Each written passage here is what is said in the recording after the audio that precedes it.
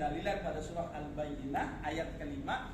Kata Allah Subhanahu wa taala, "A'udzubillahi minasyaitonir rajim, wa ma umiru illa liya'budullaha mukhlisina lahuddin."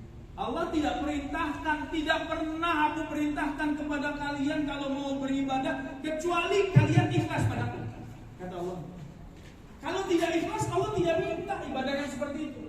Kita pengen ibadah tapi supaya orang lain ngelihat kita. Wah, si fulan alim benar, masya Allah. Begitu nggak ada yang lihat kita nggak ibadah, berarti ibadahnya karena orang lihat.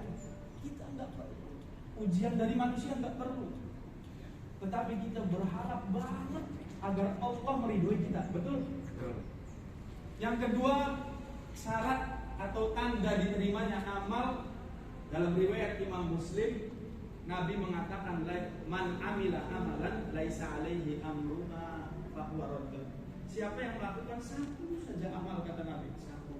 Bukan berbilang amalannya, satu saja, tapi tidak ada perintahnya, kata Nabi, dari diri kami, maka amalan itu pasti ditolak, pasti ditolak. Maka syarat yang kedua agar kita bisa memiliki amal yang makbul, memiliki ciri diterimanya amal, adalah amal itu kita merujuk kepada Nabi kita yang mulia alaihi salatu wassalam. Untuk itu, dengan Bapak Ibu hadir di tempat ini, pingin agar niatannya kalau kita melakukan manasik agar ibadah ini sesuai dengan tuntunan, betul tidak? Kalau ibadahnya sudah sesuai dengan tuntunan, niatnya ikhlas, kita merujuk kepada sisi pendalilan Nabi, harapan besar kita seperti Nabi Allah Ibrahim dan Nabi Allah Ismail ketika membangun Ka'bah. Amalannya besar tidak? Buat Ka'bah ini, Bu. Buat Ka'bah, tapi keduanya tidak pernah terbersit di hatinya rasa sombong. Saya nih yang bikin Ka'bah, saya yang bangun. Gak terlintas seperti itu. Mereka berdua hanya mengatakan di dalam surah Al-Baqarah diabadikan, "Rabbana taqabbal minna." Ya Allah, ya Tuhan kami, terima ibadah kami, taqabbal minna. Innaka antas samiul alim. Padahal amalannya buat Ka'bah loh. Berjuta manusia tawaf di sekelilingnya. Setiap detik ada orang yang bertasbih, bertakbir, berdoa pada Allah Ta'ala. Tapi tidak sombong ketika bisa melakukan amalan. Untuk itu saran dari anak selaku pemateri, kalau ibu sudah bisa melakukan ibadah besar, ini adalah ibadah puncak. Jangan pernah terbersit di hati, nih saya nih udah umroh belum? Ke tetangga, kemudian nanya, kamu belum umroh, banyak uang juga, umroh atuh. Kemudian kita sombong dengan amal kita. Jangan. Itu hal yang kita patut syukuri kalau kita bisa melakukan ibadah umroh. Karunia besar dari Allah Ta'ala bahwa kita dipilih. Kita ini dipilih sama Allah Ta'ala. Orang yang lain banyak yang bergelimang harta tidak Allah pilih. Tapi kita kondisinya mungkin pas-pasan. Ada yang lewat perjuangan, bapak-bapak, ibu-ibu di sini atau jamaah yang lain ketika ingin umroh, nyelengin tiap hari, nyelengin, ada sisa uang rezeki lebih masukin. Hatinya sudah hadir tuh di situ. Ini pengen buat umroh. Sedikit demi sedikit dia kumpulin sampai udah cukup. Bapak Ibu percayakan ke PT Pesona Mozaik. Kita selaku pembantu dari antum semua ikhlas ingin memberikan pelayanan terbaik agar seluruh ibadah Bapak Ibu sekalian bisa makbul di sisi Allah. Untuk itu, kalau kita melakukan ibadah dan kita benar-benar ingin menuntut ilmu, ada janji dari Allah Subhanahu wa Ta'ala lewat lisan nabinya. Kata beliau, "Man salaka tariqan yaltamisu bihi ilman, sahalallahu tariqan ilal jannah." Siapa-siapa yang dirinya memotivasi untuk mencari ilmu, maka dia akan diberikan jalan-jalan dari Allah Subhanahu wa Ta'ala untuk menuju surga. Semoga antum semua Allah berikan penilaian sebagai hamba-hamba Allah penghuni surga. Kalau yang tadi pengertian secara bahasa Bapak Ibu sekalian saya jelaskan tentang pengertian umroh adalah berkunjung. Sekarang secara istilah pengertian umroh adalah satu ibadah yang diawali dengan berihram di miqat, dilanjutkan dengan tawaf di seputar Ka'bah.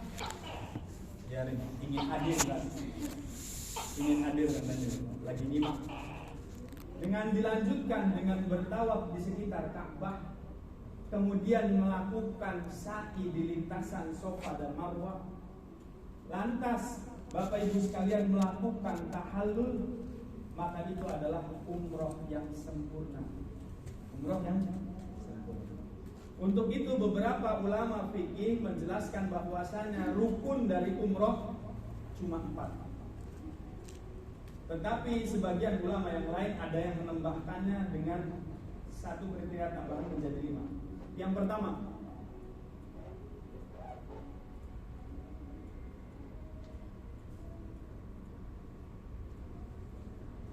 pengertian umroh sudah. Ya.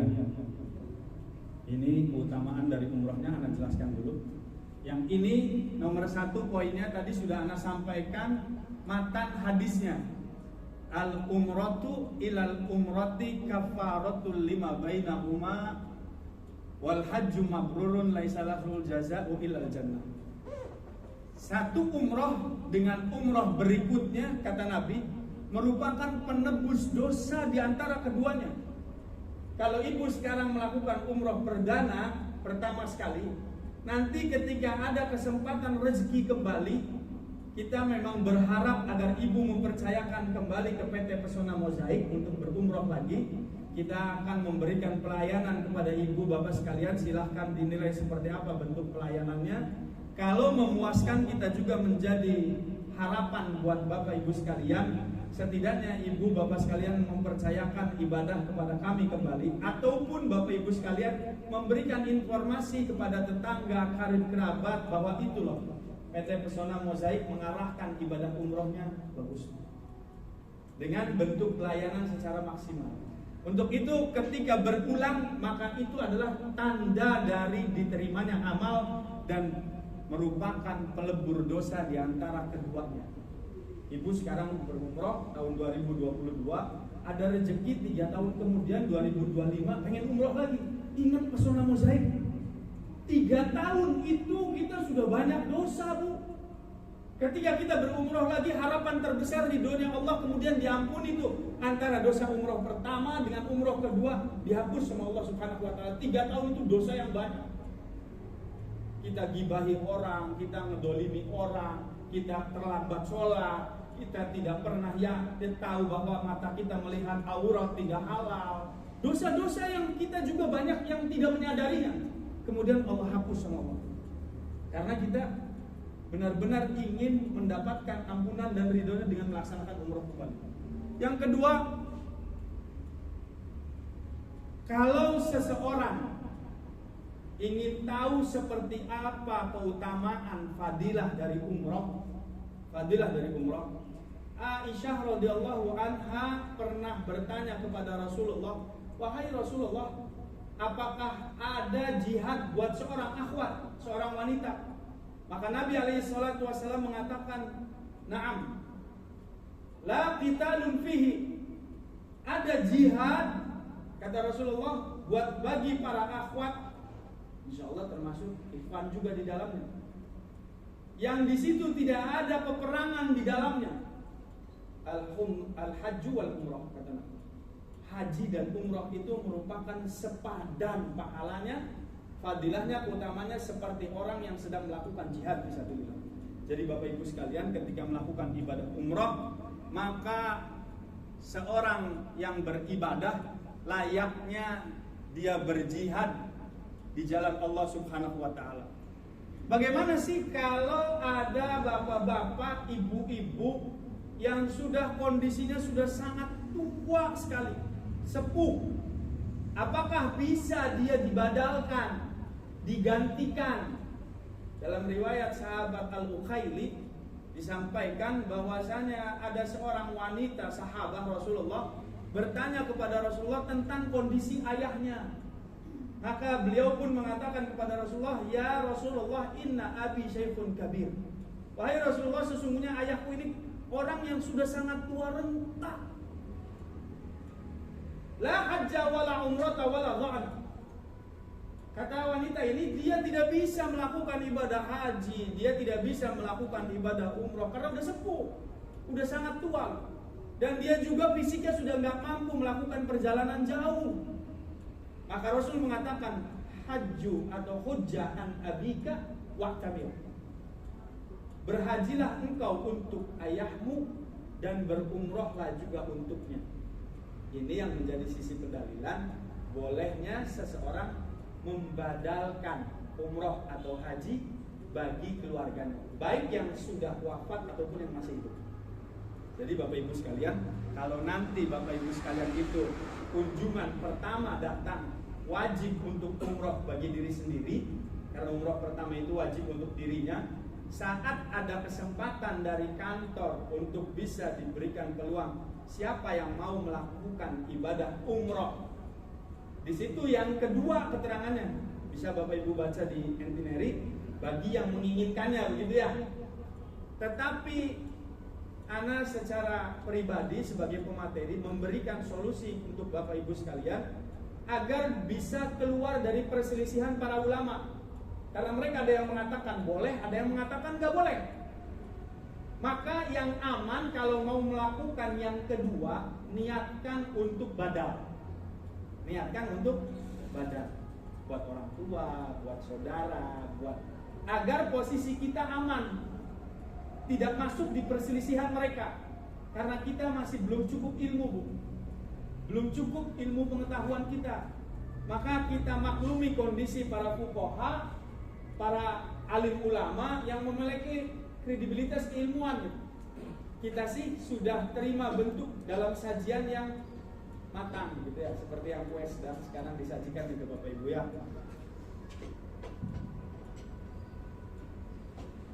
Kemudian kalau Bapak Ibu sekalian melakukan ibadah umroh, melakukan ibadah haji, biasanya Bapak Ibu ada nggak tangga, relawan atau rekanan atau family yang kalau didengar Bapak Ibu tuh pengen melakukan ibadah umroh, kemudian tangga itu tolonglah titip doa, suka nggak gitu? Titip doa ya, titip doa. Kenapa seperti itu? Karena orang yang berhaji, orang yang melakukan ibadah umroh, dia menjadi tamu Allah yang dipilih. Maka setiap apa yang dimintanya dikabulkan permintaannya. Apa yang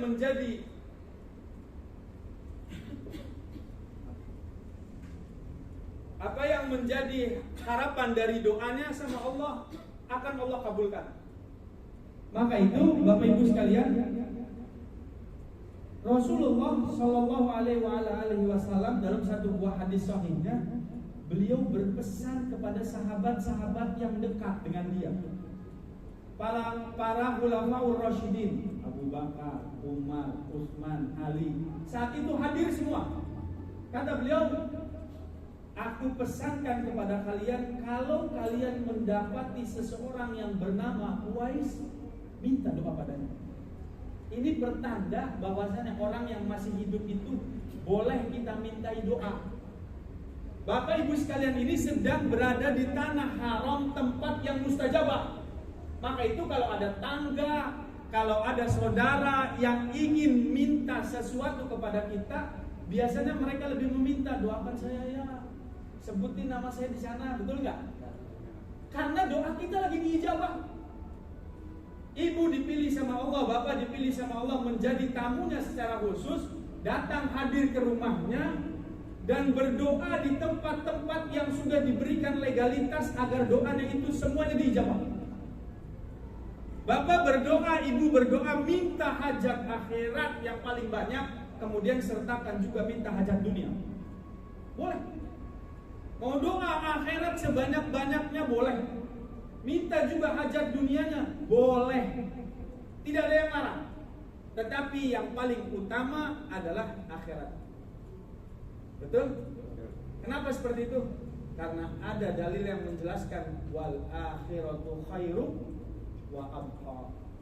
Akhirat itu lebih baik buat kamu dan lebih kekal. Yang keempat, kalau Bapak Ibu sekalian qadarullah, Bapak Ibu sekalian qadarullah, satu saat ingin melakukan ibadah umrohnya, dicocokkan, dipaskan pada momen bulan Ramadan.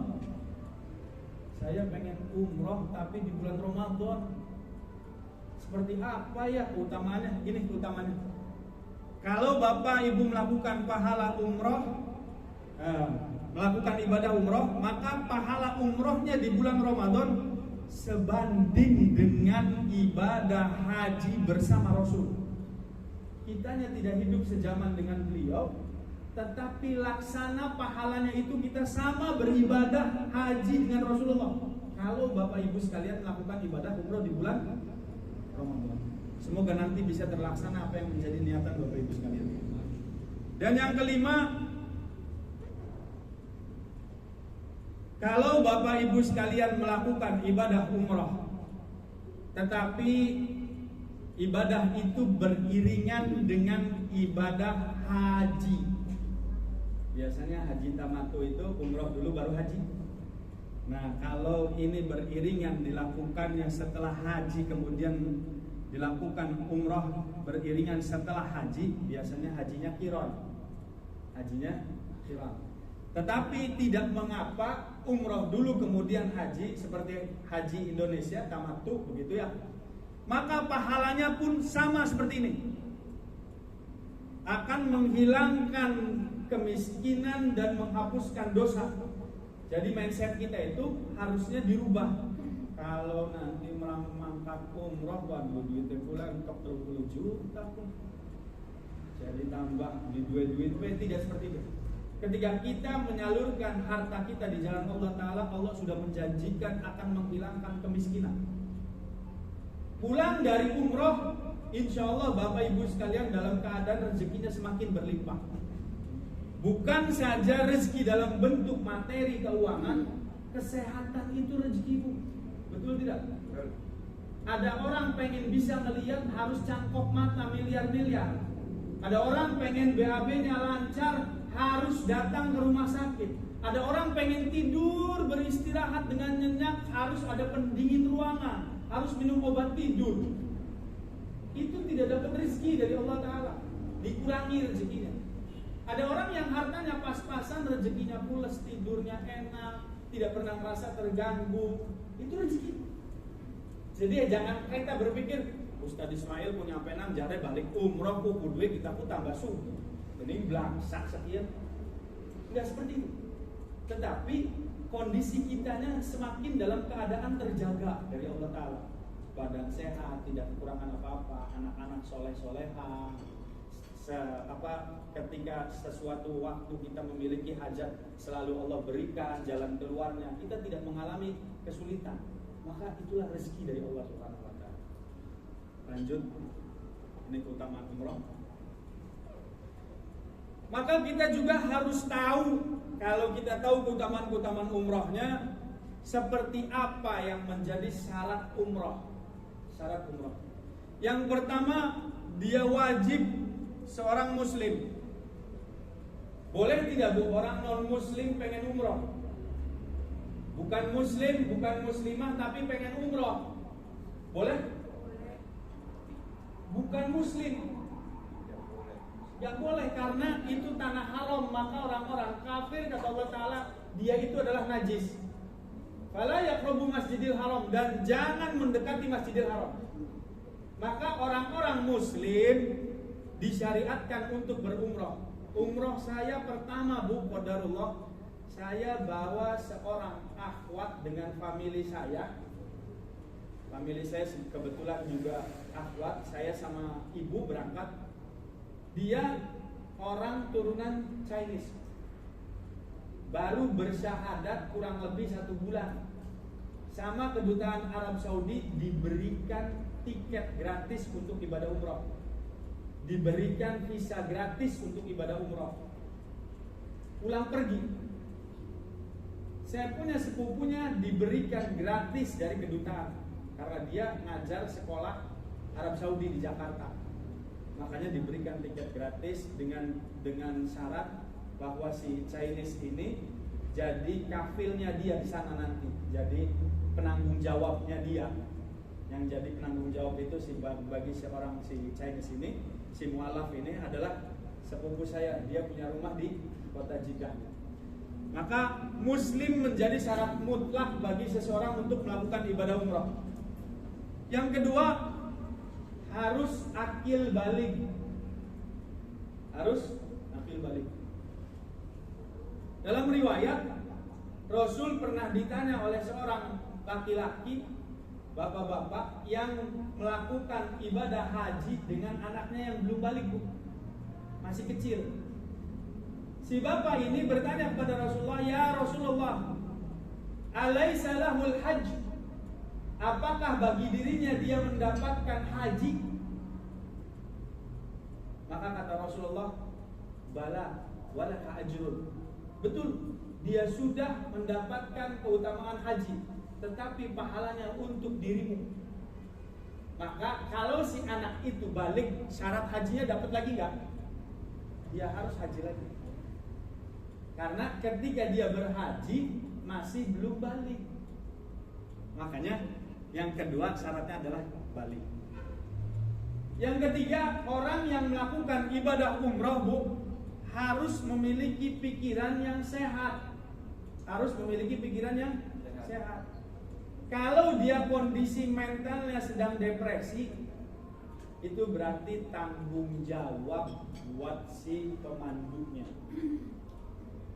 Keberangkatan kemarin, Bu, alhamdulillah nikmat luar biasa. Saya dititipin jamaah. Saya masih ingat namanya, Ibu Rahayu Sofiatun dari Singkawang, Kalimantan. Kalau melihat matanya kosong, tatapannya kayak kosong, seperti orang yang depresi. Datang hari pertama di Madinah sudah hilang. Jadi saya mau istirahat di malam hari, kedatangan pertama masih diberi nikmat sama Allah Ta'ala untuk tugas nyari orang hilang. Jadi saya balik lagi ke Masjid Nabawi. Saya cari-cari Ibu Rahayu ini di mana. Ini kalau kita bisa bawa jamaah yang semuanya dalam keadaan sehat, itu kelebihan luar biasa buat kita. Tapi kalau dalam keadaan orangnya perlu dibantu, tetap kita bantu. Tetap kita akomodir. Kita bantu, kita cari. Ketika baru datang dari Masjid Nabawi, suaminya sudah duduk di pintu hotel. Begitu saya datang, dilihatnya sama dia, "Oh, ini Ustaz Ismail." "Ustaz, istri saya hilang." Waduh, saya bilang, ini baru mau melurusin kaki nih. Dari Dubai sudah benar-benar lelah nih. Ya udah, karena itu kewajiban kita dan itu bentuk pelayanan kita kepada jamaah. Sebentar Pak, saya balik lagi ke Nabawi, saya cari istri Bapak, insya Allah sampai ketemu. Dari jam 9:30 malam, kita temukan dia kurang lebih jam 12. 2 jam, waduh sedap itu, nikmat luar biasa. Cari orang hilang. Sampai kondisi Masjid Nabawi sudah kosong, Bu, sepi banget. Yang ada cuma penjaga keamanan aja, polisi-polisi yang mau masuk pintu-pintu akhwat. Kita liatin, kalau laki-laki kan nggak boleh masuk pintu akhwat. Jadi dari jauh aja, ada nggak ini Ibu Rahayu? Tak liatin, nggak ada. Jadi kita share di grup. Tolong siapa yang menemukan Ibu Rahayu kasih tahu kondisinya sedang hilang. Saya share di grup.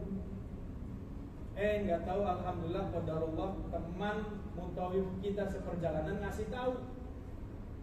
Jamaahnya ngasih tahu, "Ustaz Ismail, ini ada jamaah antum di kamar anak." Ada jamaah antum di kamar anak, di ibu-ibu lagi. Namanya Ibu Rahayu. Alhamdulillah, saya bersyukur. Bukan kesel, tapi saya bersyukur. Daripada kalau kebawanya sama jamaah yang lain lebih repot lagi nyarinya. Saya kunjungi dia di hotel bintang 5, kita di hotel bintang 3 di Madinahnya. Jadi keselang sampai 3 blok ke depan. Saya cari sampai ketemu hotelnya, cari nomor kamarnya. Ada Ibu Rahayu yang sedang ngobrol.